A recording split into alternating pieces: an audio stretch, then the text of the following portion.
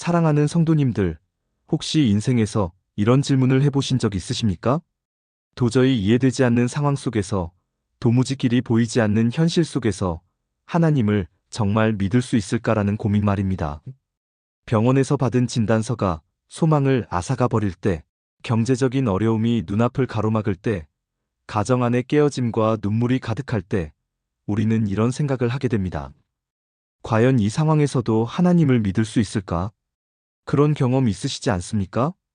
그러나 오늘 우리는 성경 속에서, 그리고 믿음의 여정 속에서 분명히 발견하게 됩니다.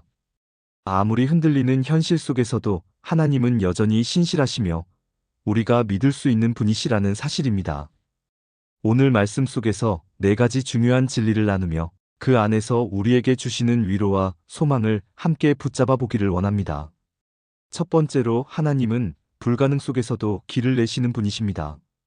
이스라엘 백성이 애굽에서 나와 홍해 앞에 섰을 때를 기억해 보십시오. 앞에는 끝없는 바다가 가로막혀 있고 뒤에서는 애굽의 군대가 추격해 오는 절망적인 상황이었습니다. 모든 사람이 두려움에 사로잡혔습니다.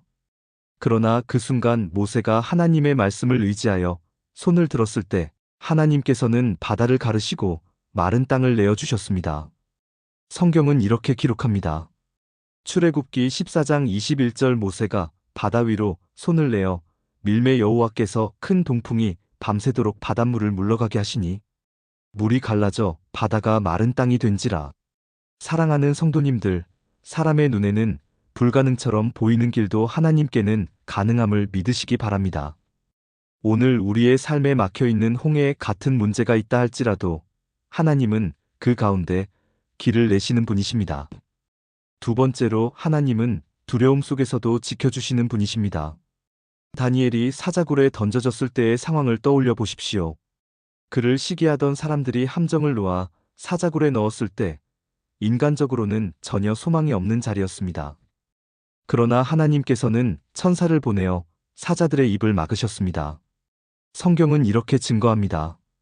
다니엘 6장 22절, 나의 하나님이 이미 그의 천사를 보내어 사자들의 입을 봉하셨으므로 사자들이 나를 상해하지 못하였으니.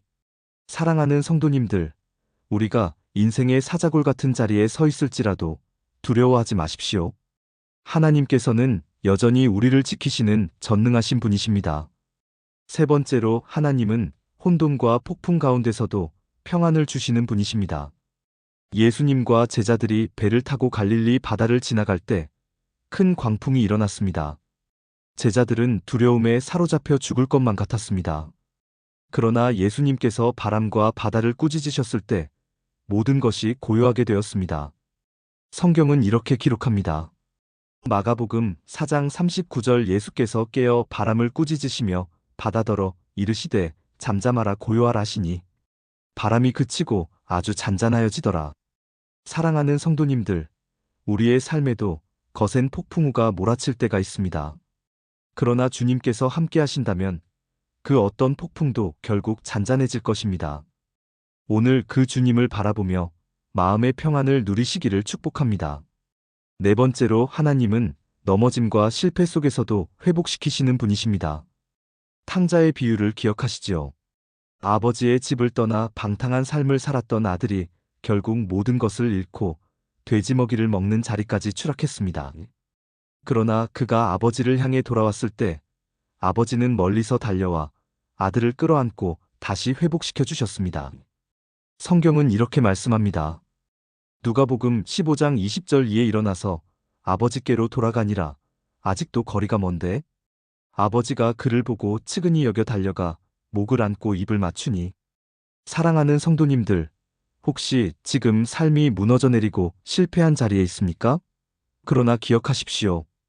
우리 하나님은 언제나 우리를 다시 일으켜 주시는 회복의 하나님이십니다. 사랑하는 성도님들, 오늘 우리가 함께 나눈 네 가지 말씀을 기억하시기 바랍니다. 첫째, 하나님은 불가능 속에서도 길을 내시는 분이십니다. 둘째, 하나님은 두려움 속에서도 지켜주시는 분이십니다. 셋째, 하나님은 폭풍 가운데서도 평안을 주시는 분이십니다. 넷째, 하나님은 넘어짐 속에서도 회복시키시는 분이십니다. 그러므로 우리는 어떤 상황 속에서도 하나님을 믿을 수 있습니다. 혹시 지금 이 영상을 보시는 믿음의 가족들 가운데 깊은 절망과 어려움 속에 계신 분이 있습니까? 오늘 말씀을 통해 다시금 용기와 소망을 얻으시기를 축복합니다.